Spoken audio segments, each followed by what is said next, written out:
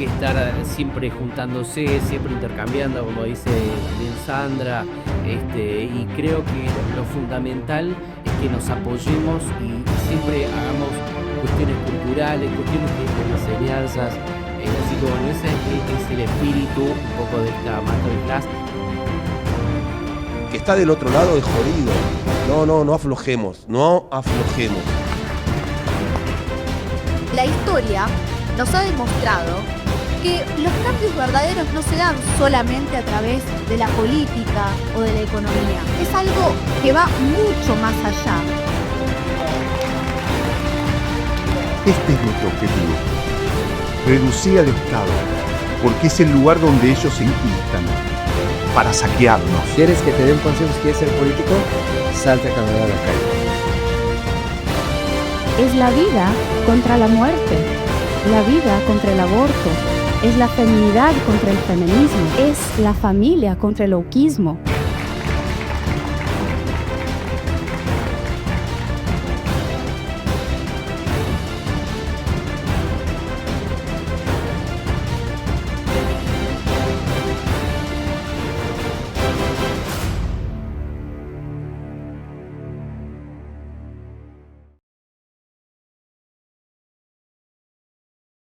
Le voy a presentar a nuestra primera oradora, es empresaria brasilera, influencer conservadora, escritora de su primer libro, así que le vamos a dar un fuerte aplauso caluroso desde Brasil, Sandra Brondila.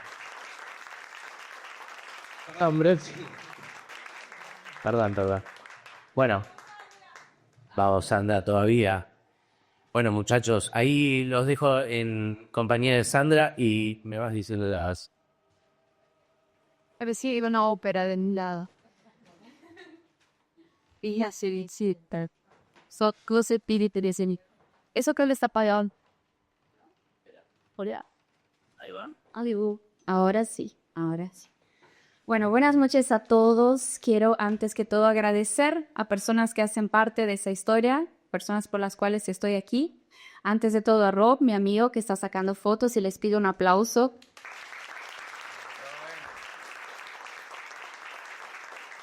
Es un gran guerrero de la batalla cultural, aunque sea bastante discreto, actúa en las sombras literalmente. Y él fue quien me ha invitado hace más de 2 años para empezar, o más de 4 años prácticamente, para empezar a dar la batalla a favor de Milei, así que si estoy en Argentina hoy es por él. Quiero agradecer también a Andrés Mego. ¿Dónde está Mego? Estabas ahí. Ahí. Aplausos a Mego. Y a Mego también quiero hacer un agradecimiento especial porque solo voy a exponer lo que estoy exponiendo aquí hoy y de esa forma por la conexión que tuve con él. Dios sabe lo que hace, no une personas, une propósitos. Y él me hizo escribir ese libro después de un café que tomamos cuando yo estaba ayudándolo a divulgar el libro de Milei, la biografía en Brasil de Nicolás Márquez.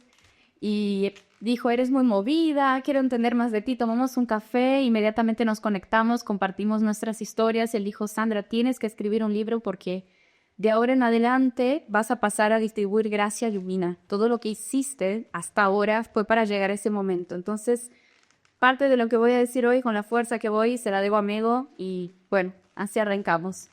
¿Ya estás llorando, amigo? No. Es calor. ¿Me huele? Hola. No. Seguí. Bueno, hoy vamos a hablar de todas las batallas. Voy a empezar por la mía. Yo tenía 13 años. Estaba acostada en una cama en posición fetal, muriendo de cólicas menstruales.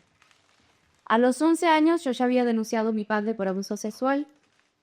Un mes antes de esa escena, yo había sido raptada volviendo a la escuela y sufrí una violación con muchísima violencia de un desconocido. Era mi segunda menstruación. Me dolía el cuerpo, me dolía el útero y me dolía el alma. ¿Por qué digo eso? Porque entre todas las batallas hay una batalla de la cual se habla muy poco, que es la batalla del alma. Y nosotros nunca vamos a avanzar si no la entendemos, porque la izquierda la ha entendido muy bien.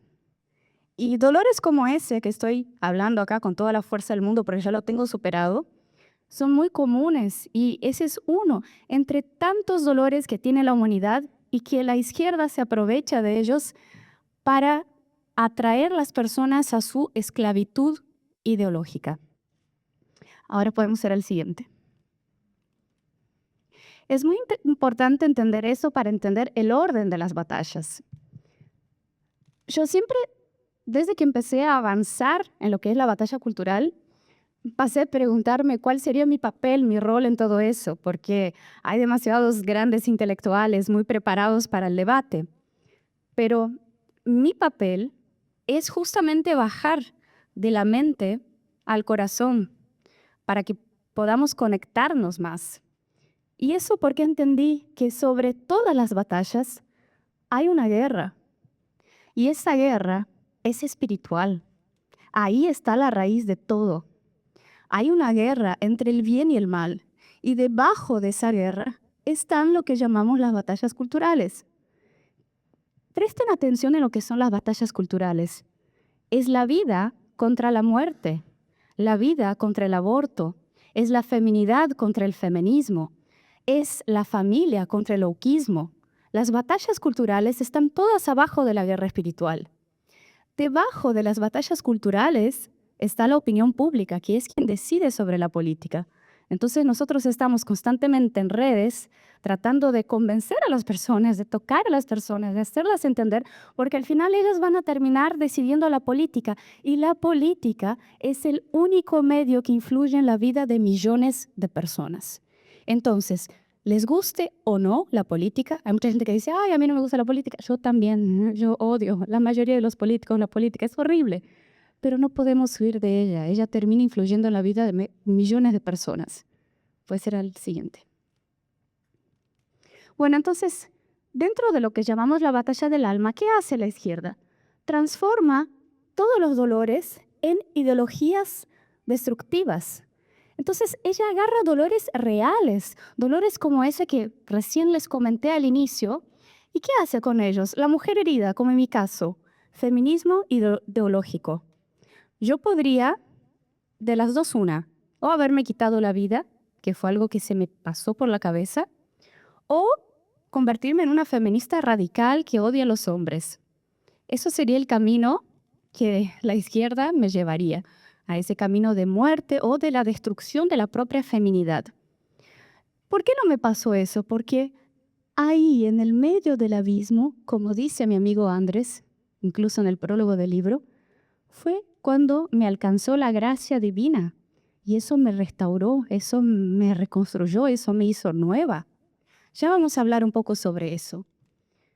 ¿Qué hace con el pobre marginado? Lo hace tener resentimiento hacia el rico.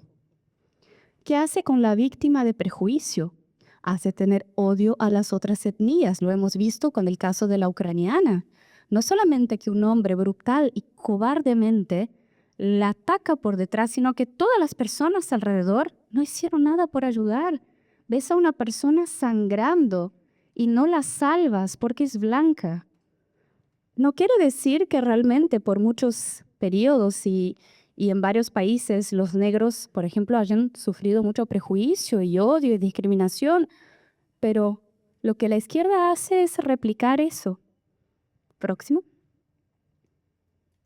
Entonces, por ese motivo, no podemos sacar a Dios del centro del debate.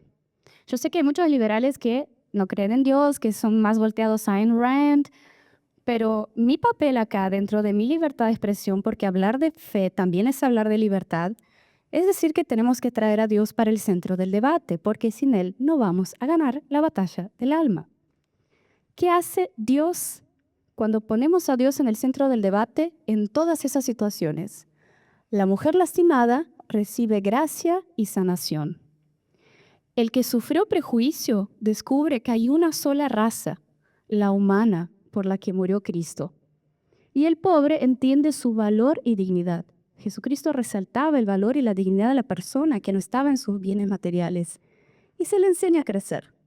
Entonces, no podemos sacar a Dios del medio del centro del debate si queremos vencer la primera de todas las batallas. Próximo. Y hablando de cristianismo, ¿qué sería ser cristiano en política? Yo me pregunto eso constantemente. Quiero hablar un poco más sobre eso. Puedes pasar adelante. Empecemos por cuál era la actitud de Cristo hacia la política. En Juan 18:36 dice, mi reino no es de este mundo.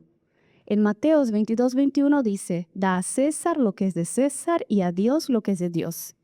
En Juan 6, de 14 a 15, se cuenta la historia que después de multiplicar los panes, la multitud lo quiso proclamar rey. Jesús, percibiendo esa intención, se retiró solo al monte para evitarlo. Entonces, con eso, entendemos que Jesucristo dejó muy claro que su reino no era de este mundo, que Él no tenía intenciones políticas, sino que el reino de Él está mucho más allá de lo que son los gobiernos, la política y todo eso.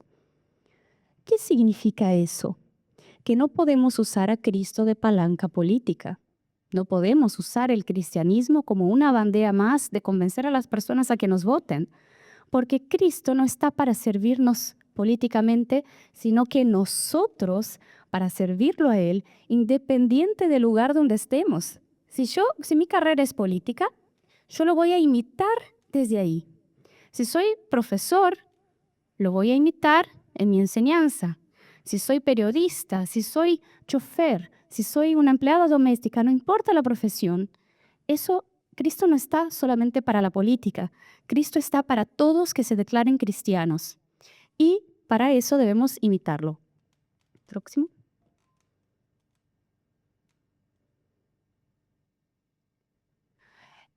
Y ahora hablemos cómo imitar al mayor líder de todos los tiempos, ¿no? ¿Cómo imitar entonces a Cristo si yo elegí una carrera política o si yo elegí ser una influenciadora política? ¿Cómo lo puedo imitar desde ahí? Cristo no amaba la religión, Él amaba a las personas. Si Él amara la religión, sería un fariseo más. No vino a imponer dogmas, sino que vino a resumir la ley en 2 mandamientos: amar a Dios sobre todas las cosas y amar al prójimo como a ti mismo. Entonces, si estamos en política, no es para decir soy católico, soy protestante, soy lo que sea. Es para cumplir esos 2 mandamientos. Cuando decimos amar a Dios, es defender la vida, la verdad, la familia. Y cuando decimos amar al prójimo, significa tener empatía. Próximo. El mayor líder de todos los tiempos nos enseña en Marcos 1:40-42. Con esa parábola que muchos deben reconocer, cuenta que se le acerca un leproso suplicándole de rodillas: si quieres, puedes limpiarme. Compadecido, Jesús extendió la mano, lo tocó y le dijo: quiero, queda limpio. Y al instante lo dejó la lepra y quedó limpio. El detalle poderoso de ese relato es que Cristo no necesitaba tocar al hombre para sanarlo. Él podría con su poder simplemente decir: queda limpio y andate. Pero el hombre que tenía lepra, en aquella época nadie se le podía acercar y por muchos años ese hombre no había tenido el calor humano. Nadie se le había acercado. Él no estaba enfermo solamente físicamente. Él estaba emocionalmente vacío de amor, vaciado de amor. Entonces, cuando Cristo, siendo Cristo, lo toca antes de curarlo, lo está reintegrando no solamente su salud, pero lo está reintegrando socialmente, emocionalmente. Y ese es el ejemplo que nos debe quedar. Próximo. Vamos al poder de la palabra, comunicar con empatía. Quise tocar ese punto, empecé con el cristianismo para prepararlos, porque yo considero que uno de los errores que tenemos en la batalla, que ahora ya vamos bajando para lo que es la batalla del discurso, ¿no? Es que a veces a la derecha, sobre todo el mundo libertario, nos falta un poco de empatía. Estamos acostumbrados a putear a los zurdos, literalmente, a no darles 1 milímetro, que está bien, pero una vez que ya estás en el poder, como pasa a muchos legisladores, ya somos gobierno, ya estamos ahí, tenemos que cuidar para que las personas no nos miren de abajo arriba, sino que se sientan a par. Entonces, es muy importante cuando tienes poder en la mano, sobre todo, cuidar que la comunicación sea empática. Y como hablé al inicio, la izquierda sabe ganar porque tiene ese discurso mentiroso, pero lo tiene. ¿Y cuál es la prueba mayor de eso? Mira, ¿les parece casualidad? En la mayoría de los países, la mayoría de las mujeres votan a la izquierda. Eso pasa en Estados Unidos, en Brasil, en Argentina, en todos lados. ¿Por qué? Porque nosotras, por nuestra naturaleza de maternidad, a partir de los 5 años de edad, estamos desarrollando empatía, cosa que los hombres no lo tienen tan desarrollado. Eso es biológico, ¿eh? La verdadera mujer que nace mujer tiene eso. Y entonces, por tener más empatía, termina comprando esos discursos de la izquierda porque ellos parecen que tienen todas las causas sociales. No las tienen, pero dicen tener, demuestran de alguna manera parecer tenerlas y terminan llevando al público femenino que es mínimamente de 2 a 5% más que los hombres en todos los países. Entonces, solo con eso, solo por no tener un discurso empático, ya perdimos una elección. Próximo. Bueno, acá voy a dar dos ejemplos básicos de cómo tener una comunicación con más empatía. No hablar solo de cifras de inflación, contar cómo esa inflación golpea a una familia trabajadora. Cuando estamos dando números y tenemos un excelente presidente que lo admiro muchísimo, economista, quien sabe dar datos muy bien, es importante para los economistas, para el mercado, pero las personas en ese momento no están prestando atención.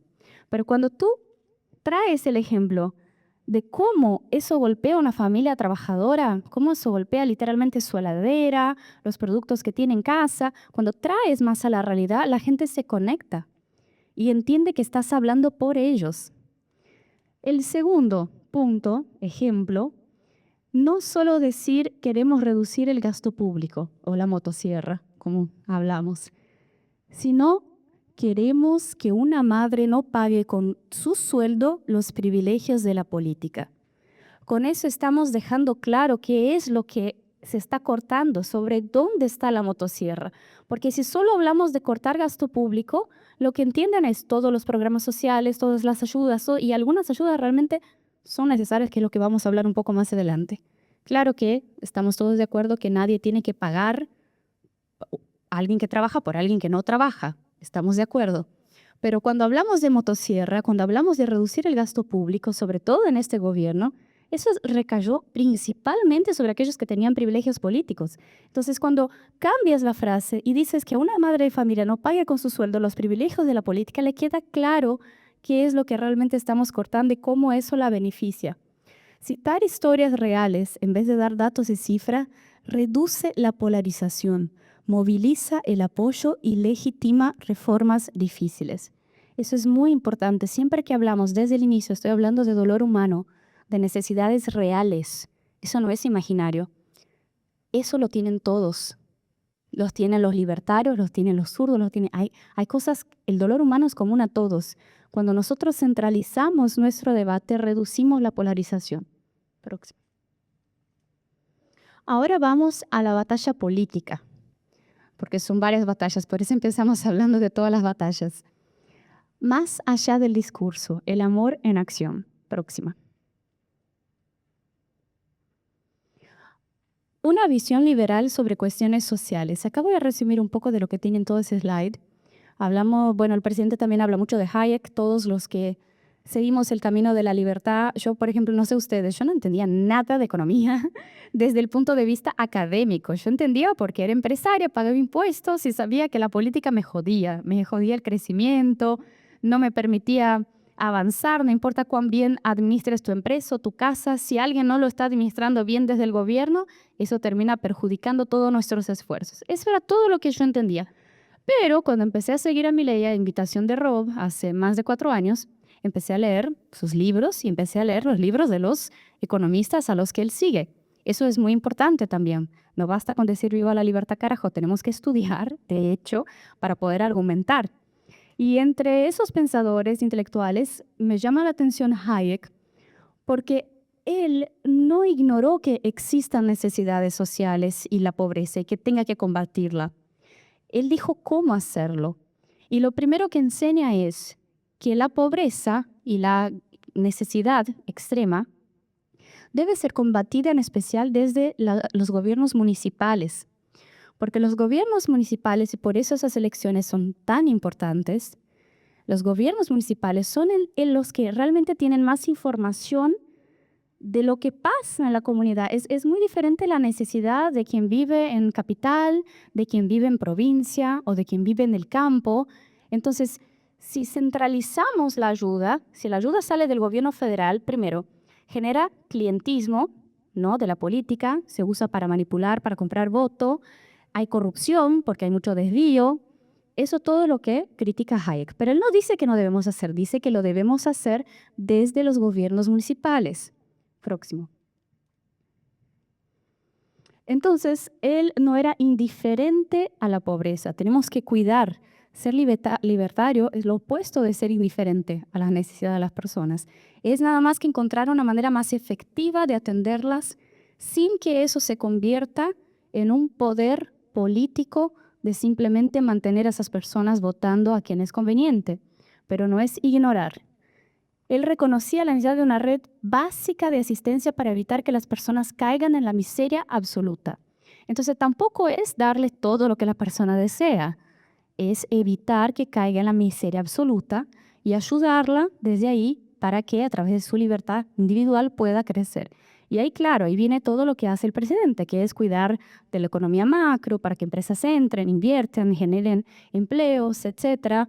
Entonces es dar las condiciones para que la persona pueda crecer, pero no ignorar que hay personas que si no cuidas de la necesidad básica van a entrar a la miseria. Y atender eso de una manera inteligente. Próximo. Entre las cosas que defendía Hayek, y aquí es donde todos nosotros entramos, y volvemos al tema de la empatía y del cristianismo, que no hace falta que seamos políticos para ser cristianos, dice que además de los gobiernos locales, Hayek resaltaba el papel de la sociedad civil, las asociaciones voluntarias, las iglesias y las comunidades en el combate a la pobreza. Consideraba que esas redes podrían ser más efectivas y humanas que una burocracia estatal. El Estado debería facilitar, no reemplazar esas iniciativas. Entonces, ¿qué quiero decir con eso? Que la responsabilidad de combatir todo eso es de todos, no es del político. Y es de todos los que realmente amamos a las personas de alguna manera. Y obviamente que eso va a tener un resultado político. Yo, por ejemplo, crecí en una ciudad que se llama Balneario Camboriú, que muchos conocen por las playas, por el turismo, el verano. Pero cuando empecé a emprender y a desarrollarme, conocí al intendente, empecé a crear mi red ahí de contactos. Llegó un momento que yo tenía un poco de tiempo libre y empecé a ser voluntaria y ayudar en varias secretarías de la municipalidad. Hice varios trabajos voluntarios sobre temas de salud mental, ayudando a las personas a entender la importancia, el abrazo de más de 20 segundos que te libera todas las hormonas de la felicidad, combate el suicidio, en fin.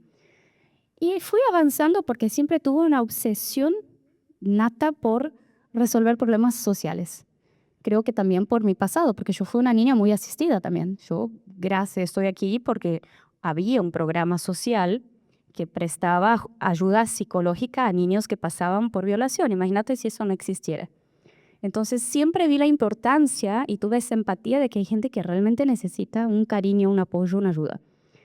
Y por hacer eso, después cuando el intendente se fue a candidatar, claro, él siempre teníamos una comunicación directa, yo lo ayudaba y también exponía mis ideas, algunas cosas eran aplicadas. Después cuando yo fui a pedir voto para él, obviamente la gente me siguió, porque demostré un amor real por las personas. No estoy haciendo eso por un interés de estatus, de poder, etcétera, que infelizmente atrae a mucha gente. Entonces eso también es importante entender. Los que estamos aquí, sea por influenciadores, sea porque nos interesa el tema, ¿cuál es nuestra real motivación? Porque la política trae dos tipos de personas. Los que están por el dinero, el estatus y el poder, y los que están porque entienden que solamente la política influye en la vida de millones de personas y porque de alguna manera amamos a esas personas. Próximo. Ahí yo voy a terminar. Sí. Estoy casi porque me faltan 2, te juro. No sé en cuánto tiempo vamos, pero... Bueno, esa es una iniciativa, por ejemplo, acá quiero dar ideas sobre cosas que tienen bajo costo para el Estado o cero y que podemos influir. Estés en una posición pública o no, esas son cosas que podemos articular entre el poder público y el privado y generar resultado. Hay muchas empresas que quieren ayudar y que tienen iniciativas así. A veces es una cuestión de articulación. Ese proyecto, por ejemplo, se llama Playing for Change y construye escuelas en comunidades carentes, en villas, alrededor del mundo, que enseña música e inglés a los niños. Es un proyecto internacional hecho por varios cantantes famosos que se juntaron y dijeron, queremos hacer algo por el mundo, y tuvieron la idea de esas escuelas. ¿Por qué? Porque la música conecta con el lado humano, con la sensibilidad, y muchas veces esos niños tienen una realidad muy dura. Entonces, salir de esa realidad dura y estar en contacto con la música es algo que les hace bien. Y el inglés, porque es lo que realmente les va a dar futuro. Un niño que habla bien el inglés no va a tener fronteras, va a poder crecer en la vida. Y aparte, esas escuelas son un contraturno escolar. Entonces, el hecho de ser un contraturno escolar hace con que ese niño esté menos tiempo en la calle, vulnerable, y a veces menos tiempo hasta en sus propias casas, donde también pueden estar siendo vulnerables. Esas escuelas son construidas 100% con capital privado y mantenidas con capital privado. Pero esa escuela en especial está en Curitiba, Brasil, en un barrio que era súper peligroso, todavía es uno de los barrios más pobres de la ciudad, y la municipalidad, ¿qué hizo? Donó el terreno para que ellos construyeran. Entonces, por eso es público-privado. ¿Cuántos terrenos el gobierno tiene, tanto federal como municipal, perdón la palabra, al pedo, para tener una plaza, qué sé yo? Con eso podríamos construir hablar con empresarios y decir, che, mira, acá hay un sistema de encino, ¿qué tal si construimos una escuela, cedemos el terreno y juntos, como comunidad, construir algo? Bueno, aparte de todo eso, esa escuela termina siendo un agente transformador de la región. Yo visité esa que es en Curitiba cuando quise entender el proyecto y lo que me explicaron es que primero vienen los niños, después empiezas a conocer los padres. Entonces empiezas a dar una u otra capacitación a los padres. Entonces dice, che, mira, ¿qué tal si pintamos las fachadas de las casas y ya el barrio empieza a tener una actitud más bonita y ya eso empieza a apartar el narco? Es increíble porque parece muy obvio y sencillo y de hecho lo es. Pero una escuela como esa termina siendo un agente transformador. A través de ella puedes transformar toda una región. Próximo. Ahora para finalizar, aprovechando que está aquí Maca y varias personas que están más cercanas al gobierno, yo tuve una idea y las quiero compartir, ya que estamos acá entre tantas personas. Acá tenemos un ejemplo claro de la inutilidad de un espacio público.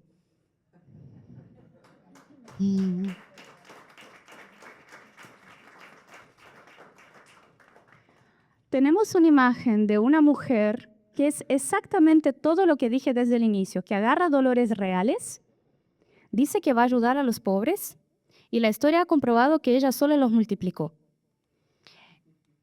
Y eso sigue ahí. Claro, ¿por qué sigue ahí? Todo el mundo se pregunta, ¿cuándo carajo vamos a sacar la imagen de ese edificio que encima está ocupado por el Ministerio de Capital Humano? Mira qué irónico. Pero si lo sacamos de la nada, vamos a generar una guerra con los peronistas, que todavía son muy fuertes en ese país. ¿Cuál era mi idea? A ver si ustedes están de acuerdo. Esa foto, de hecho, la saqué yo cuando estábamos volviendo de una reunión con Sergio y Marian. Dije, perdón, tengo que sacar una foto porque está en mi discurso. Porque esa es una vía pública donde pasan millones de autos todos los días y personas también caminando. Es un espacio de mucha visibilidad. Entonces, mi idea es que ese espacio sea ofrecido para empresas que paguen por ese lugar, por la altísima visibilidad que tiene, y los fondos se destinen a programas sociales reales. ¿Quién nos va a reclamar si hacemos eso? Eso es dar la batalla de todas las puntas, porque tú sacas la imagen de Vita, vas a decir, no, pero pará, pero si con ese dinero yo voy a ayudar a las víctimas de trata, voy a ayudar a la comunidad X, voy a ayudar a las personas que necesitan, voy a enviar comida a los niños que están pasando hambre en la escuela. Si lo direccionas a algo social, eso es dar la batalla, es sustituir un ícono inútil, un ícono que hace con que la gente sea más ignorante, por algo realmente efectivo, por una política social real. Se aprovecha mejor el espacio público, se ahorra costos y se ayuda a una causa. No se las ignora.